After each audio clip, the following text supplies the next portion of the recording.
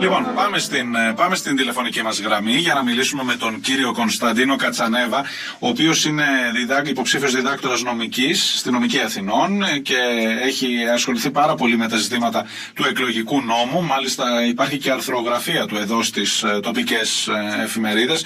Εκρεθύμνου ορμόμενος ο κύριος Κατσανέβας στην τηλεφωνική μας γραμμή. Καλή σας μέρα, ευχαριστώ πολύ που είστε μαζί μου. Καλημέρα σου, Μάριε. Γεια χαρά. Καλησπέρα σε όλους τους ακροατές. Λοιπόν, έτσι στον ενικό να μιλάμε πιο άνετα, γιατί θέλω να πούμε πολλά. Ακριβώς.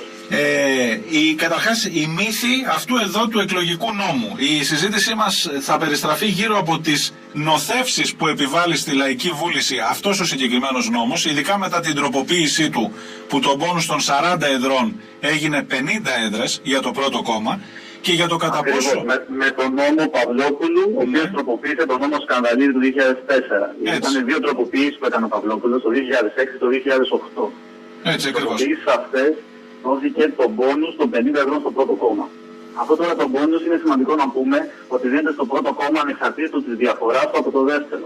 Δηλαδή, ακόμα και αν το δεύτερο κόμμα έχει πάρει 1% διαφορά από το πρώτο κόμμα θα πρικιστεί με αυτό το πόνους. Και τίθεται ένα ζήτημα, όταν μέχρι τις προηγούμενες εκλογές ο δικομματισμός έφτανε σε νούμερα 35-40 ενδεχομένως οι 50 έδρες να ήταν ένα μικρό ποσοστό. Δηλαδή, αν έπαιρνε ήδη τις 130 και του έδινες και τις 50, έλεγες εντάξει. Αλλά όταν παίρνει ήδη από την πρώτη κατανομή μόνο 100, το να δώσεις άλλες 50 είναι μία στις δύο δώρο. Ακριβώς αυτό. Η λογική πίσω από τον νόμο ποια ήταν? Ο νομοθέτης ήθελε να βοηθήσει στη δημιουργία ισχυρών κοινοβουλευτικών κυβερνήσεων. Ισχυρών και σταθερών κυβερνήσεων. Δηλαδή η πολιτική ομαλότητα ήταν το ζητούμενο το οποίο αποσκοπούσε ο νομοθέτης όλα τα τελευταία αυτά χρόνια. Η πολιτική τώρα ομαλότητα στην Ελλάδα εκφραζόταν δια των δύο μεγάλων κομμάτων. Τα δύο αυτά μεγάλα κόμματα είχαν συνηθίσει να παίρνουν ποσοστά της τάξης του 30-40%. Φτάνοντας και τα δύο μαζί σε ποσοστά 80% εκπροσώπησης του εκλογικού σώματος. Στην περίπτωση όμως τη σημερινή, όπου έχουμε, όπως δείχνει με δημοσκόπηση, γιατί ακόμα δεν έχουμε δει. Βέβαια, ναι, η καλύτερη δημοσκόπηση θα είναι η κάλπη, αλλά έτσι το κλίμα δείχνει να είμαστε πολύ πολύ χαμηλότερα από εκεί. Όπου δείχνουμε τουλάχιστον και τα δύο μεγάλα κόμματα να παίρνουν ποσοστά της τάξης 40, 45, 50 δεν το παίρνουμε. Ναι, μαζί και οι δύο, έτσι. Ναι. Μαζί και οι δύο, αυτό το διευκρινίσουμε. Ναι. Περάσαν οι εποχές που έπαιρνε το πρώτο κόμμα το 40%. Λοιπόν, σε αυτή τώρα την περίπτωση τι γίνεται? Έχουμε έναν νόμο ο οποίος θέλει να εκφράσει τη λαϊκή κυριαρχία, αλλά την εκφράζει νοθευμένα. Και πώς εκφράζεται αυτό? Το ελληνικό σύνταγμα, το σύνταγμα που όλοι τώρα υπηρετούμε, και με βάση αυτό γίνονται και εκλογές. Έχει δώσει αυτή τη διακριτική ευχέρεια στον νομοθέτη να ρυθμίσει τον εκλογικό νόμο και την κατανομή των εδρών.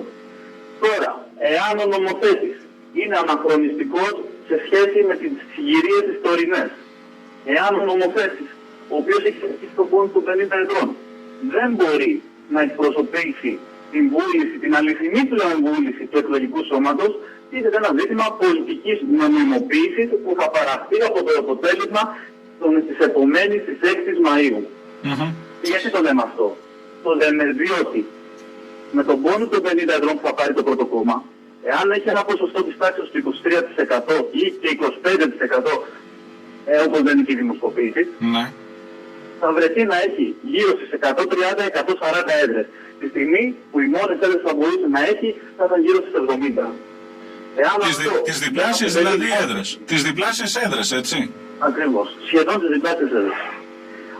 Και μάλιστα αυτό εξυπηρετεί και άλλες λογικές. Εξυπηρετεί τις λογικές ότι βοηθάμε ένα κόμμα να σχηματίσει ένα ισχυρό πυρήνα βουλευτών με προοπτική συνεργασία με κάποιο άλλο κόμμα για την κυβέρνηση. Ασφαλώς. Μα προς τα εκεί πάει. Καταρχάς να κάνω μια ερώτηση βασική. Αν βλέπανε αυτή την εικόνα που έχει δημιουργηθεί στην ελληνική κοινωνία, η οποία φαίνεται πολύ καιρό τώρα και πριν κλείσει η Βουλή, είχαμε τη δυνατότητα νομοθετικά να αλλάξουμε τον εκλογικό νόμο τελευταία στιγμή και να αφαιρέσουμε τον πόνους των 50 εδρών? Πολύ ωραία ερώτηση. Το Σύνταγμα τι λέει? Το Σύνταγμα σου λέει, κύριε νομοθέτα, Βουλή, κάνε ό,τι θέλεις, ψηφίζεις ό,τι θέλεις, απλά άμα θέλει να ισχύσει από τις επόμενες εκλογές, δηλαδή από τις τωρινές μας εκλογές, θα πρέπει να τα έχει βρει μεταξύ σας. Θα πρέπει να έχει μια αυξημένη πλειοψηφία 2 τρίτων. Η αυξημένη αυτή πλειοψηφία, Μάρια, όμως υπήρχε. Σε μένα αυτή η πλειοψηφία μας ψήφισε το μνημόνιο, μας ψήφισε το μνημόνιο 2, μας ψήφισε τους επόμενους εφαρμοστικούς του νόμου. Σιγά μην ψήφιζα την αυτοκαταστροφή με την αφαίρεση του μπόνους. Αυτό καταλαβαίνω. Ναι, έλα Κώστα. Ναι, μέχρι τη Μεγάλη Τετάρτη ναι. Η Βουλή ήταν ανοιχτή. Η Βουλή θα μπορούσε όλες αυτές τις ανομαλίες, όλες αυτές τις προβληματικές του εκλογικού νόμου να τις είχε θεραπεύσει. Μάλιστα. Δεν μπορούμε να το βάζουμε ως άλλος ότι φταίει το Σύνταγμα, ότι φταίει κάποιος άλλος και δεν φταίμε εμείς για τα λάθη, για τις αστοχίες και για όλη την κριτική που δέχονται τα κόμματα από τον λαό. Μάλιστα. Οπότε το κλείνουμε και αυτό. Υπήρχε τρόπος να αλλάξει ο εκλογικός νόμος, έστω και την τελευταία στιγμή, και δεν έγινε. Και δεν έγινε μέχρι και τη Μεγάλη Τετάρτη. Την κλείνουμε, πάει και αυτή η παρένθεση. Δεύτερο, αυτό σε πρακτικό επίπεδο σε μια περιφέρεια, ειδικά σε κάποιες περιφέρειες που βγάζουν 3 ή 4 έδρες, υπάρχει ενδεχόμενο να οδηγήσει σε μια απόλυτη στρέβλωση, αν έχω καταλάβει καλά, και εκεί θέλω τη βοήθειά σου, της εκλογικής της θέλησης του λαού. Δηλαδή μπορεί το λαό σε μια περιοχή, σε ένα νομό, να ψηφίσει χ κόμμα και να μην έχει... Να δει άλλο βουλευτή, άλλο κόμμα. Και να δει άλλο βουλευτή, ενώ έχει την πλειοψηφία στο συγκεκριμένο νομό. Έτσι ακριβώς είναι. Και αυτό τι σημαίνει, αυτό που σημαίνει κυρίως. Αυτό σημαίνει στις περιφέρειες όπου έχουμε 4 και 5 έδρες και παραπάνω. Ναι. Στις μικρές περιφέρειες όπου έχουμε κάτω από 3 έδρες, 3 και 2 έδρες, δεν θα το δούμε τόσο έντονο αυτό να γίνεται. Ναι. Δεν θα το δούμε διότι εκεί τα κόμματα, ανάλογα με το ποσοστό της δύναμής τους, θα εκπροσωπευτούν με τον αντίστοιχο αριθμό βουλευτών. Ναι. Δηλαδή, σε περιοχές με 2 έδρες, τα 2 κυρίως πρώτα κόμματα είναι που θα πάρουν τις έδρες. Εκτός απρόοπτου. Ποιο είναι τώρα το απρόοπτο? Το απρόοπτο είναι το σύστημα της κατανομής των βουλευτικών εδρών, ως προκύπτει. Είναι ένα πολύ βέβαιο σύστημα που προβλέπει ο εκλογικός νόμος Παυλόπουλου, το οποίο στηρίζεται σε 2 φάσεις. Πρώτα γίνεται η κατανομή των εδρών σε επίπεδο επικράτειας. Ναι. Εδώ πέρα τι γίνεται? Στο εκλογικό μέτρο προκύπτει από τον αριθμό των ψήφων όσων κομμάτων συγκεντρώσουν πάνω από 3%, ναι. γιατί ο αριθμός των 250. Αφαιρούμε τις 50 έδρες του πόνους. Αυτό δεν υπολογίζεται. Και αυτές οι 250, αν καταλαβαίνω, μοιράζονται δίκαια. Με βάση πόσες φορές πήρες το 3%. Με βάση σύστημα απλής αναλογικής. Σωστό. Για να το έχουμε και αυτό υπόψη, διότι πολλές φορές ακούμε να ισχύσει απλή αναλογική στην Ελλάδα. Ισχύει. Ναι. Για τις 250 έδρες ισχύει.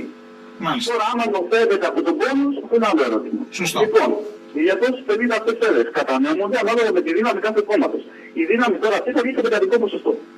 Σωστό. Το υπόλοιπο του δεκαδικού ποσοστού δεν θα προσμετρηθεί για να έχουμε στρογγυλοποίηση και να πάρει, π.χ. αν έχει ποσοστό 65,8, δεν θα πάρει 66 έδρες, θα πάρει 65 έδρες. Ναι. Και το κόμμα 8 θα το πάει για τη δεύτερη κατανομή μετά. Ακριβώς. Επίσης, είπαμε ο αριθμός που προκύπτει από τις έγκυρες ψήφους των κομμάτων που έχουν μπει στη Βουλή. Ναι. Θα υπάρχει και ένα ποσοστό κομμάτων το οποίο δεν έχουν μπει στη Βουλή. Σωστό. Αυτό αριθμητικά το ποσοστό θα πρέπει να μεγιστεί. Και τι γίνεται σε αυτές τις περιπτώσεις? Το ποσοστό των κομμάτων που δεν μπαίνουν στη Βουλή μικραίνει το εκλογικό μέτρο και δίνει μεγαλύτερη δυνατότητα για το πρώτο κόμμα να αποκτήσει την πολιτική αυτοδυναμία. Μάλιστα. Είναι αυτό που λέμε ότι το να ψηφίσεις ένα κόμμα, αν ξέρεις ότι δεν θα μπει στη Βουλή, ενδεχομένως, όχι ότι είναι χαμένη ψήφος, καμία μακριά από μένα τέτοιες λογικές, ο καθένας ψηφίζει. Είναι έκφραση του κάθε νόμου και πολιτικό του δικαίωμα. Αλλά πρακτικά όταν έρχεται η ώρα της κατανομής των εδρών, αυτές οι ψήφοι όχι μόνο δεν μετρούν πουθενά, αλλά η αφαίρεσή τους από το εκλογικό μέτρο ενισχύει το πρώτο κόμμα. Ενισχύει το πρώτο κόμμα στο να δημιουργήσει, στο να χαμηλώσει τον πύχη για την αυτοδυναμία του. Μάλιστα. Τώρα ακολουθεί το δεύτερο σύστημα της κατανομής της έδρας. Έτσι βγάζουμε τις έδρες σε επίπεδο επικράτειας. Και ξέρουμε, το ΠΑΣΟΚ πήρε τόσες έδρες, η Νέα Δημοκρατία πήρε τόσες έδρες. Ναι. Πώς γίνεται τώρα η κατανομή σε επίπεδο εκλογικής περιφέρειας? Εδώ πέρα μετράμε τον αριθμό των εγκύρων ψήφων, ανεξαρτήτως αν πήρε το κόμμα πάνω από 3%, μπήκε ή δεν μπήκε στη Βουλή, όλων των εγκύρων ψήφων. Ναι. Να πούμε ότι σε έγκυρες ψήφοι δεν μετράμε τα λευκά, ούτε τα άκυρα. Ναι. Αυτά είναι εκτός παιχνιδιού. Δεν θα πούμε αργότερα αν είναι την ιστορία για τα λευκά. Έτσι. Και εκεί έχει μεγάλο θέμα, αλλά ας το πούμε λίγο αργότερα για να μας καταλαβαίνουμε. Να τα κλείσουμε ένα-ένα. Πάμε στη δεύτερη κατανομή είμαστε. Ναι. Στη δεύτερη κατανομή λοιπόν. Εδώ πέρα μετράμε όλες τις έγκυρες ψήφους όλων των κομμάτων ανεξαρτήτως ποσοστού. Που αυτά πήραμε. Όλες. Και διαιρούμε δια τον αριθμό των εδρών. Ναι. Στη διαίρεση πάλι θα προκύπτουν υπόλοιπα. τα υπόλοιπα αυτά δεν θα τις πάρει ανάλογα με το κόμμα που έχει τη μικρότερη δύναμη και δεν έχει πάρει έδρα στην περιοχή εκείνη. Το υπόλοιπο αυτό θα το πάρει το κόμμα που έχει το μεγαλύτερο υπόλοιπο σε επίπεδο αυτοκατανομή. Μάλιστα. Με άλλα λόγια, εάν το εκλογικό μέτρο έχει δώσει στους βουλευτές του Β κόμματος, του δεύτερου κατά πλειοψηφία κόμματος θα πάρει στην επικράτεια το μεγαλύτερο ποσοστό. Ναι. Τους έχει καλύψει στις μεγάλες πολυεδρικές περιφέρειες, όπως Β' Αθήνα, Θεσσαλονίκη. Ναι. Έχουν πάρει από εκεί τα υπόλοιπά τους. Τις αντίστοιχα μικρομεσαίες περιφέρειες των 4 και 5 εδρών δεν θα δικαιούνται υπόλοιπο.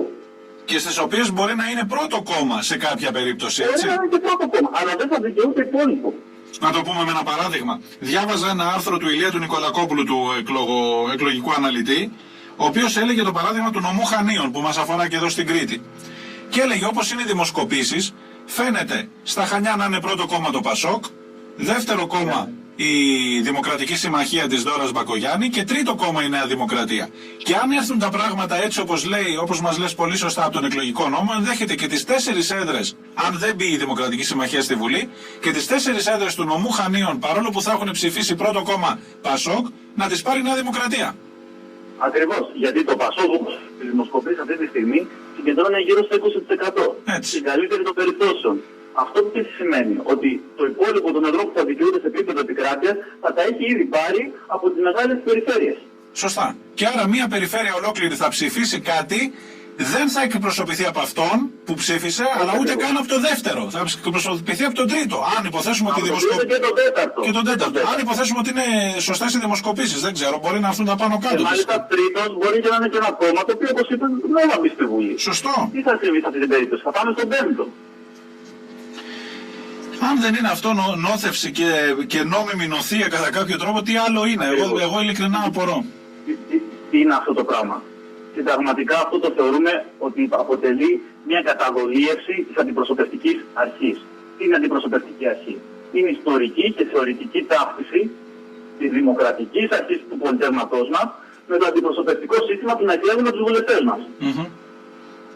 Όταν εμείς οι ίδιοι δεν μπορούμε να εκφραστούμε δια των νομίμων αντιπροσώπων μας, όπως λέει το Σύνταγμα, στην άσκηση της λαϊκής μας κυριαρχίας, διότι η σχέση αντιπροσώπησης που συνδέει τον εκλογέα με τον αντιπρόσωπό του δια της ψήφου, ουσιαστικά καταλύεται.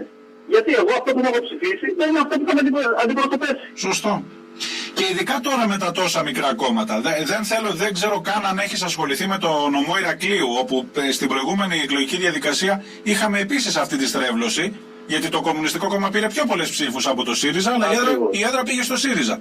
Και αναρωτιέμαι τώρα, αν είναι και κάτω και μετά, και έχεις και Ανεξάρτητους Έλληνες και Δημοκρατική Συμμαχία και Δημοκρατική Αριστερά, και αν όλα αυτά τα κόμματα μπουν στη Βουλή, οι παρακάτω έδρες από πού θα ξεκινήσουν? Να ξεκινήσουν από τον τελευταίο προς τον μπροστά.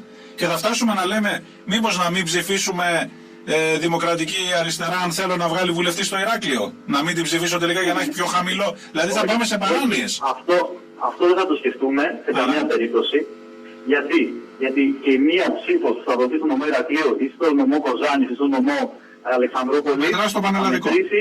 Στο Πανελλαδικό. Ακριβώς. Ναι, αλλά έρχεται ο ψηφοφόρος του ΚΚΕ πέρυσι και σου λέει: εγώ ψήφισα ΚΚΕ. Δεν θα αλλάξει δηλαδή ο αριθμός των εδρών, θα αλλάξει το που αυτός θα αντιπροσωπεύεται. Θα πάει κάπου αλλού. Ακριβώς αυτό. Δηλαδή καμία ψήφος, αυτό να το πούμε, δεν θα πάει χαμένη. Ακόμα και αν δεν βγει ο βουλευτής, το νομό να αντιπροσωπήσει. Θα βγει κάπου αλλού βουλευτής. Δηλαδή το κόμμα που εσύ πιστεύεις και γι' αυτό το στηρίζεις άλλωστε. Ναι. Θα πάρει τις έδρες βάσει της πρώτης κατανομής. Ναι, αλλά απ' την άλλη, εγώ εδώ σε μια τοπική κοινωνία σου λέω πέρυσι οι Ηρακλιώτες είπαν κυρίως ότι θέλουν, είπαν πιο πολύ ότι θέλουν ΚΚΕ παρά ΣΥΡΙΖΑ, αλλά η έδρα πήγε στο ΣΥΡΙΖΑ. Ακριβώς. Εδώ εντοπίζεται η στρέβλωση αυτού του συστήματος. Μάλιστα. Του αντιπροσωπευτικού συστήματος της δημοκρατικής μας αρχής. Μάλιστα. Αυτή είναι η μεγαλύτερη στρέβλωση. Όταν εγώ έχω ψηφίσει κάποιον άλλο βουλευτή και δεν μπορώ να αποτανθώ σε αυτόν. Ναι. Πώς θα ασκήσω τα δημοκρατικά μου δικαιώματα, να τον ενημερώσω για την αληθινή μου βούληση, ώστε να μην αντιπροσωπεύσει δια τις ψήφους του στο Κοινοβούλιο? Και καλά, πέσε μεταξύ ΚΚΕ και ΣΥΡΙΖΑ, τώρα μπαίνουμε σε επιμέρους παραδείγματα. Φαντάζομαι να μας παρεξηγήσει κανείς, με κανέναν δεν είμαστε από εδώ, ξεκάθαρα το λέω. Αλλά πόσο μάλλον μεταξύ ΚΚΕ και ΣΥΡΙΖΑ, πόσο μάλλον όταν το πρώτο κόμμα που ήταν το ΠΑΣΟΚ στην προηγούμενη εκλογή πήρε και τους 5 βουλευτές από τους 8 με το σύστημα που λέγαμε πριν φτάσουμε στο να διαφωνεί το ΚΚΕ με το ΣΥΡΙΖΑ για τη μία έδρα. Έτσι ακριβώς, Μάρια. Θέμα λευκή ψήφος. Μεγάλο ζήτημα, παρακαλώ. Λοιπόν, η λευκή ψήφος. Η λευκή ψήφος έχει μια μεγάλη ιστορία. Τελευταία στο διαδίκτυο είχε διακινηθεί ένας μεγάλος μύθος. Ότι άμα δεν πάμε από να... Facebook, Ναι. από ιδιοσιογραφικά site, τι λέγαμε. Λέγαμε, άμα δεν πάμε το 51% να ψηφίσουμε ή άμα πάει το 50% και ρίξει λευκό για να τιμωρήσει το πολιτικό σύστημα, τότε δεν θα βγει κανένας με αυτοδυναμία και έτσι θα ξαναγίνουν εκλογές και ίσως να διαλυθούν και τα κοινοβουλευτικά κόμματα. Ψέμα μάλλον, Δυστυχώς μεγάλο ψέμα. Και γιατί το λέω το δυστυχώς? Διότι η φύση της λευκής ψήφου ως έγκυρης ψήφου, ως έγκυρης δηλαδή επιλογής του εκλογέα, έχει πλέον με νόμο καταγγηθεί. Ο ίδιος ο νομοθέτης, προκειμένου ο κύριος Παυλόπουλος, το 2008, κάνοντας χρήση της αυθεντικής ερμηνείας των νόμων που του δίνει το Σύνταγμα, ερμήνευσε σε αντίθεση με την ομολογία του Ανωτάτου Ειδικού Δικαστηρίου και του Συμβουλίου της Επικρατείας, ότι η λευκή ψήφος πλέον δεν θα πρέπει να θεωρείται έγκαιρη, δηλαδή δεν θα πρέπει να προσμετράτε στον αριθμό των ψήφων για να εξάγουμε το εκλογικό μέτρο και αντίστοιχα να δούμε πόσες έδρες θα πάρει κάθε κόμμα, αλλά επειδή δεν αποτελεί έκφραση προτίμησης σε κάποιον μεμονωμένο υποψήφιο, δηλαδή δεν υπάρχει αυτή η σχέση αντιπροσώπησης που είχαμε πει πριν, δεν θα πρέπει να θεωρείται έγκυρη. Και για αυτόν τον λόγο δεν λαμβάνεται καν υπόψη και προσμετράτε ξεχωριστά βέβαια, αλλά μαζί με τα άκυρα. Ξεχωριστά. Δεν είναι άκυρη ψήφος, να το πούμε αυτό. Ναι, αλλά όταν εγώ ξέρω ότι το Πασόκ πήρε ας πούμε 40% ή το πρώτο κόμμα πήρε 40%, σε μια διαδικασία. Το 40% σημαίνει αυτό ότι το 100 το οποίο υπολογίζω είναι έξω άκυρα, έξω λευκά και μετά αρχίζω να μετράω. Ή κάνω λάθος αυτό? Έτσι ακριβώς. Ναι. Άδικο δεν είναι? Δηλαδή αυτός που ψηφίζει λευκό, στην ουσία έχει βάσει αυτό που λένε ότι ενισχύει το πρώτο κόμμα, αφού τα ποσοστά φαίνονται μεγαλύτερα. Δεν ενισχύει μόνο το πρώτο κόμμα. Επειδή ψηφίζει το λευκό και δεν λαμβάνεται υπόψη. Ενισχύει όλα τα υπόλοιπα. Ενισχύει ακριβώς. Σύννεφρα όλα τα κόμματα που βγουν στη Βουλή. Που έχουν μπει στη Βουλή. Που έχουν ξεπεράσει το πολιτικό 3%. Μάλιστα. Κάποια στιγμή τέθηκε ζήτημα του να παραιτηθούν βουλευτές είτε των αριστερών κομμάτων είτε οι βουλευτές επικρατείας και ότι αυτό ενδεχομένως να έλυνε τα προβλήματά μας και να μας οδηγούσε σε εκλογές. Εκεί τι γίνεται? Μάλιστα έχει τεθεί και τη Βουλή αυτό το ζήτημα από αρχικό κόμμα τους. Ναι. Με απειλή, αν θυμάστε καλά. Ότι θα πάρει τους βουλευτές του να αποχωρήσει από το... Ακριβώς. Και είχε πει ο κόσμος γιατί δεν το κάνουν αυτό, γιατί δεν το κάνει το τάδε κόμμα που φωνάζει για το μνημόνιο ή το άλλο κόμμα που φωνάζει για εκλογές. Ναι. Τι γίνεται σε αυτήν την περίπτωση? Ο νόμος προβλέπει τις λεγόμενες αναπληρωματικές εκλογές σε περίπτωση που κενωθεί μια βουλευτική έδρα. Ναι. Στην περίπτωση όμως των βουλευτών επικρατείας, η εκλογική τους έδρα, η εκλογική τους δηλαδή περιφέρεια, δεν έχει αναπληρωτές. Είναι η επικράτεια της Ελλάδας. Ναι. Έτσι ακριβώς. Συνεπώς, οι επαναληπτικές εκλογές θα γίνουν μεν σε όλη την επικράτεια της Ελλάδας για να αναπληρωθούν οι 2 ή 3 ή 13 πόσες είναι, 12 είναι σύνολο έδρες των βουλευτών επικρατείας, αλλά δεν θα γίνουν ταυτόχρονα οι εθνικές εκλογές και για τις υπόλοιπες εκλογικές περιφέρειες. Δηλαδή, εγώ όταν θα ψηφίσω σε επαναληπτικές εκλογές σε περίπτωση που παραιτηθούν όλοι οι βουλευτές επικρατείας, θα ψηφίσω μόνο για τους βουλευτές επικρατείας. Άρα λοιπόν θα έχεις εκλογές σε όλη την Ελλάδα που όμως δεν θα είναι αντιπροσωπευτικές. Μάρια, ξέρεις τι θα επηρεάσουν αυτές οι εκλογές? Θα επηρεάσουν μονάχα τους 12 βουλευτές στη σύνθεση της Βουλής. Δηλαδή ίσως θα αλλάξουν οι 12. Θα ανακατανεμηθεί ο συσχετισμός των κομμάτων σε αυτές τις 12 έδρες. Ακριβώς. Μάλιστα. Αυτό να πούμε έχει γίνει στο παρελθόν. Για τη Β' Αθήνας επί Τσογόλα. Ναι. Τότε που είχε καταδικαστεί από το Ανώτατο Δικαστήριο, είχε εκπέσει της βουλευτικής του έδρας. Και γίνανε επαναληπτικές εκλογές στη Β' Αθηνών. Μάλιστα, για να μην κατηγορηθεί η Νέα Δημοκρατία ότι συμμετείχε με σκοπό να πάρει έδρα παραπάνω, δεν συμμετείχε η ίδια στην εκλογική διαδικασία. Και το Πασόκ κατέβασε δικό του υποψήφιο ως τη συμμετοχή της Νέας Δημοκρατίας. Μάλιστα. Βέβαια, για να γίνουν εκλογές ακόμα και για τοπικούς βουλευτές πρέπει να παραιτηθούν και οι αναπληρωματικοί, οι επιλαχόντες που λέμε από κάτω, έτσι, όσοι περισσεύουν στη λίστα. Όλοι οι αναπληρωματικοί ή να αρνηθούν να δεχθούν την έδρα. Μάλιστα. Αλλά από ό,τι ξέρω υπάρχει στο Σύνταγμα, και διόρθωσε αν κάνω λάθος, και κάποια διάταξη η οποία λέει ότι ακόμα κι αν είναι κάτω από ένα όριο οι κενές θέσεις, υπό κάποιες συνθήκες μπορεί και να μην γίνουν καν βουλευτές, εκλογές. Ακριβώς αυτό. Μα τι λέει το Σύνταγμα? Σου λέει όταν είμαστε στον τελευταίο χρόνο της Βουλής, γιατί η Βουλή έχει και θητεία 4 χρόνια. Ναι. Το ξεχνάμε αυτό. Ναι, ναι. Όταν είμαστε στον τελευταίο χρόνο της Βουλής, δεν είναι υποχρεωτικό να γίνουν αναπληρωματικές εκλογές, αν δεν έχει συμπληρωθεί ένα συγκεκριμένο όριο βουλευτών. Ναι. Δηλαδή μπορεί να μείνουν και κάποιες κενές θέσεις στη Βουλή. Θα μείνουν κενές θέσεις, γιατί σου λέει το Σύνταγμα, είμαστε που είμαστε στον τελευταίο χρόνο της Βουλής, την τελευταία περίοδο. Ναι. Οπότε ούτως ή άλλως θα ακολουθήσουν εκλογές και τις εξαρτικές θα μείνουν από τις 300 έδρες, είναι η μόνη περίπτωση που λέει το Σύνταγμα, μπορεί να μείνουν κενές έδρες μέσα στη Βουλή. Μάλιστα. Σε αυτό όλο που συζητάμε και εφόσον συζητήσαμε για όλη αυτή την καρπονοθευτική λογική του εκλογικού νόμου, μήπως τελικά να μην πάμε να ψηφίσουμε και καθόλου, μήπως δεν μας εκφράζει αυτό? Η ψήφος είναι μια έκφραση της λαϊκής κυριαρχίας μας. Είναι ένα δικό μας και δικαίωμα, αλλά και υποχρέωση. Ναι, άμα μου το κλέβει ο εκλογικός νόμος και εγώ ψηφίσω ένα κόμμα και βγάλω άλλο βουλευτή, γιατί τελικά να πάω να ψηφίσω? Ξέρεις Μάριε, παλιά ο κόσμος ψήφιζε επειδή φοβόταν τις κυρώσεις για τις εκλογές. Ναι. Μύθος κι αυτό, έτσι. Δεν τίθεται θέμα νομίζω πια, έτσι, επί της ουσίας. Από το 2001 που αναθεωρήθηκε το Σύνταγμα πλέον δεν τίθεται καμία κύρωση. Μάλιστα. Δεν τυχόν κυρώσεις που προβλέπονται, γιατί ξέρεις η εκλογική νομοθεσία κωδικοποιείται πριν τις εκλογές με προεκλογικό διάταγμα. Ναι, ναι. Το αντίστοιχο προεκλογικό διάταγμα το οποίο κωδικοποιεί στην νομοθεσία προβλέπει κυρώσεις. Ναι. Και αυτές όμως κυρώσεις δεν έρχονται σε συνταγματική διάταξη. Δεν έχουν πλέον συνταγματικό έρισμα γιατί αναθεωρείται την πάθος του συντάγματος που λέει περί κυρώσεων. Ναι. Έτσι πλέον και το να μην ψηφίσεις είναι και αυτό επιλογή και προστατεύεται από το Σύνταγμα. Κανείς δεν μπορεί να σου κάνει τίποτα. Μάλιστα. Τι γίνεται όμως στην πράξη? Αν δεν πας να ψηφίσεις, ουσιαστικά και εσύ συνενείς στην πολιτική νομιμοποίηση των κυβερνώντων σου. Σωστό. Διότι δεν, έτσι κι αλλιώς δεν είναι, ούτε η αποχή υπολογίζεται. Δεν λένε πώς είναι το εκλογικό σώμα για να δούμε πώς είναι. Ακριβώς. Εγώ αναγνωρίζω το δικαίωμα στον καθένα, γιατί και η αποχή είναι στάση έκφρασης. Είναι η αρνητική διάσταση της έκφρασης. Προφανώς. Δεν μπορώ να σε αναγκάσω στο δικαίωμά σου να εκφραστεί, παρόλο που λέμε ότι είναι υποχρέωση. Αυτή είναι μια παλιά θεώρηση του δικαιώματος αυτού. Είναι και αυτό μια έκφραση. Εγώ, σαν δημοκρατικός άνθρωπος, αναγνωρίζω το δικαίωμα στον καθένα να ψηφίσει ή να μην ψηφίσει ό,τι θέλει. Από εκεί και πέρα, το αποτέλεσμα που θα προκύψει, τις 7 δηλαδή Μαΐου, Ναι. είναι το αποτέλεσμα μιας νομιμοποίησης που θα έχεις δώσει είτε με την αποχή σου, είτε με την ψήφο σου. Μάλιστα.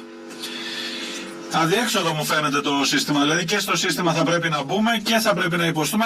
Ο μόνος τρόπος είναι να αλλάξεις τον εκλογικό νόμο. Να έχεις πετύχει τέτοιους συσχετισμούς που να αλλάξεις τον εκλογικό νόμο και να πας σε διαφορετική. Ο συσχετισμός δυνάμεων είχε επιτυχηθεί ούτως ή άλλως. Το ζήτημα είναι ότι δεν υπήρξε ποτέ η πολιτική βούληση. Μπορεί να υπήρξε η βούληση για να καταθέταμε τροπολογίες μέσα στη Μεγάλη Εβδομάδα, αλλά η βούληση για αλλαγή εκλογικού συστήματος δεν υπήρξε ποτέ. Πολύ σοφό αυτό στο τέλος. Ευχαριστώ πάρα πολύ, Κώστα. Σε ευχαριστώ για όλη τη βοήθεια αυτή. Καλησπέρα σε όλους. Καλησπέρα, γεια χαρά. Ο Κωνσταντίνος Κατσανέβας, νέος δικηγόρος, ο άνθρωπος έχει ασχοληθεί πάρα πολύ με τα εκλογικά, είναι και υποψήφιος διδάκτορας στη Νομική Αθηνών, Ρεθεμιώτης, και νομίζω μπορούμε να μιλάμε για ώρες φυσικά και να έχετε και άλλα τηλέφωνα και απορίες και πράγματα για τα του εκλογικού νόμου. Μια γενική περιγραφή κάναμε. Δεν ξέρω αν βγάλατε συμπέρασμα από αυτό. Καταρχάς να πάτε να ψηφίσετε, προφανώς, διότι από αυτό που ακούτε ως ποσοστό ενός κόμματος, όχι μόνο του πρώτου, όλων των κομμάτων, από αυτό που θα ακούσετε το βράδυ των εκλογών, το 10%, το 20%, το τάδε, δεν μετριέται εκεί μέσα ούτε η αποχή σας, ούτε το άκυρο, ούτε το λευκό, που σαφώς είναι πολιτικές θέσεις και τα τρία, εκτός από το άκυρο αν υποθέσουμε ότι έχει γίνει λάθος, σαφώς όμως είναι πολιτικές θέσεις, τις οποίες όμως δεν τις παίρνει κανένας υπόψη του. Και σε δεύτερο επίπεδο, ακόμα και τα μικρά κόμματα που επίσης που θα τα ψηφίσετε και δεν θα μπουν στη Βουλή, και αυτό βάζει ένα ζήτημα αντιπροσώπευσης. Ασφαλώς ο καθένας ψηφίζει ό,τι θέλει, αλλά η αδικία, η μεγάλη αδικία αυτού του εκλογικού νόμου είναι ότι όποιος θα ψηφίσει ένα κόμμα που δεν θα μπει στη Βουλή, τελικά η γνώμη του δεν θα προσμετρηθεί για την κατανομή των εδρών και για το πώς θα σχηματιστεί. Λογικό είναι προφανώς, άμα δεν μπαίνει στη Βουλή. Και μετά μπαίνει, όχι λογικό για τον εκλογικό νόμο. Και μετά μπαίνει στις διαδικασίες με τον πόνους των 50 εδρών, που εκεί να δείτε τα πανηγύρια τα μεγάλα. Και σας είπα την περίπτωση των Χανίων και να δούμε και τι άλλο θα έχουμε να συζητάμε το βράδυ των εκλογών. Λοιπόν, αυτά και τέλος. Και πήγε και η ώρα στο ακριβώς για το μαγκαζίνο. Είμαστε έτοιμοι, ο Sky είναι από πάνω μας περιμένουν, εμείς τους περιμένουμε. Βάλε λίγο μουσική έτσι να κλείσουμε και με το Ζήτα. Η εις ανάμνηση του Γρηγόρη Λαμπράκη και με την, με τα χαιρετίσματα στον Θόδωρο Λαμπράκη, το γιο του που είναι υποψήφιος με τη Νέα Δημοκρατία. Γεια σας, θα τα πούμε αύριο.